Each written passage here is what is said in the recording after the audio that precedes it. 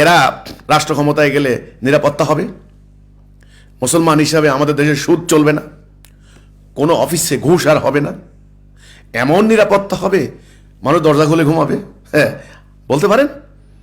সেদিন আমাদের অফিসের একটা ছেলে, আমাদের অফিসের প্রকাশনার টাকা নিয়ে 70,000 টাকা নিয়ে ছেলেটা মিলে এই সিস্টেমটাকে যাচ্ছিল ওই আপনার হলো প্রেসে, আরামবাগ প্রেসে, প্রকাশনার টাকা এটা গাড়িতে উঠেছে, তাকে নাকের মধ্যে কি দিয়েছে তার আর খবর নাই। আমরা সন্ধ্যা পর্যন্ত ছেলেটাকে খোঁজ খবর নিয়েছি। শেষে একটা টেলিফোন পেলাম, আমাদের অফিসে ফোন দেওয়া হয়েছে দেশের পত্র অফিসে, যে এখানে দেশের পত্রের একটা কার্ড আছে, একটা ছেলে পড়ে আছে। তাড়াতাড়ি আমাদের উদ্ধার কর্মীরা গেলেন, যাওয়ার পরে সেখানে দেখলেন যে মরার মতো পড়ে আছে।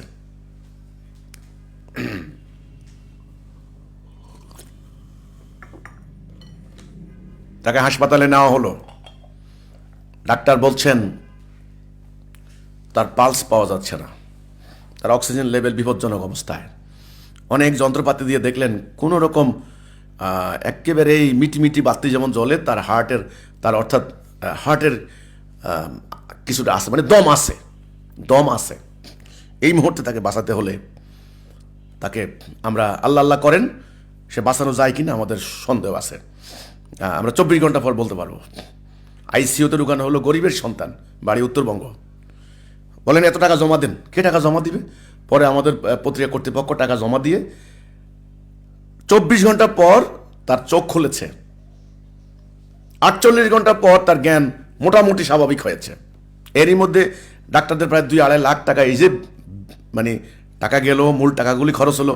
এই যে গরিব মানুষটাকে রাস্তা থেকে এইভাবে ছিনতাই করে নিয়ে গেল। আমার একটা উদাহরণ দিলাম, এইভাবে হাজারে প্রতিনিয়ত চাঁদা, প্রতি বছর 10,000 কোটি টাকা চাঁদা হচ্ছে। খালি বাস স্টেশন, ট্রাক স্ট্যান্ড 3,500 কোটি টাকা চাঁদা। ব্যবসায়ীরা চাঁদাবাজের অত্যাচারে প্রতিটা বাজার অস্থির। চাঁদা দিবেন না, আপনার তুলে নিয়ে যাবে, কোনো কথা নেই। আমার কথা, বর্তমানে যারা এই সিস্টেমটাকে লালন পালন করছেন, আশা করছেন আগামী দিন নির্বাচিত সরকার, নির্বাচন হলে আপনার হলো সব সমস্যার সমাধান হয়ে যাবে। মানে ভাবখানা এমন, আমাদের যারা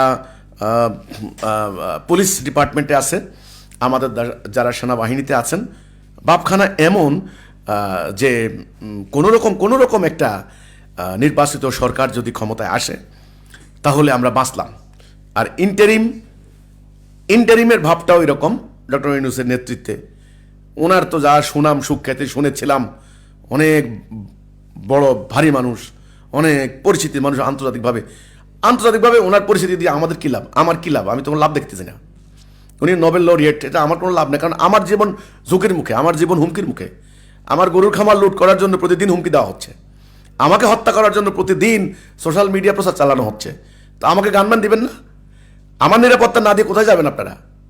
সেই জন্য বলি, আগামী দিন কেউ হলফ করে বলতে পারবে না যে ক্ষমতায় যাওয়ার পর ক্ষমতাসীন দল বা সরকার যেভাবে যান, বিপ্লবী, এখন দাবি তুলছেন বিপ্লবী সরকার করতে হবে। নির্বাচন কিসের? এই যে ইনকিলাব মঞ্চ বলেছে 1 মাসের ভিতরে যদি নির্বাচন না মানে হাদির মৃত্যুর হত্যার বিচার না হয় তাহলে কোনো নির্বাচন করতে দেওয়া হবে না। এবং ইনকিলাব মঞ্চের নেতাদের বক্তব্য সাংঘাতিক। এখানে এই ভাষায় আমি কথা বললে কি হবে আল্লাহ জানে, আমরা বলবো না, কারণ ওই ভাষা আমরা শিখি নাই।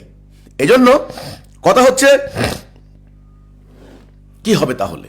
তা হলফ করে বলতে পারবেন যে আগামী দিন নির্বাচিত সরকার ক্ষমতায় আসলে চুরি হবে না, ডাকাতি হবে না, জুলুম হবে না? বলতে পারবেন? পারবেন না। এই নিশ্চয়তা কেউ দিতে পারবেন না। তাহলে এখন আজকে আমাদের সাবজেক্ট হলো মুক্তির পথ কি।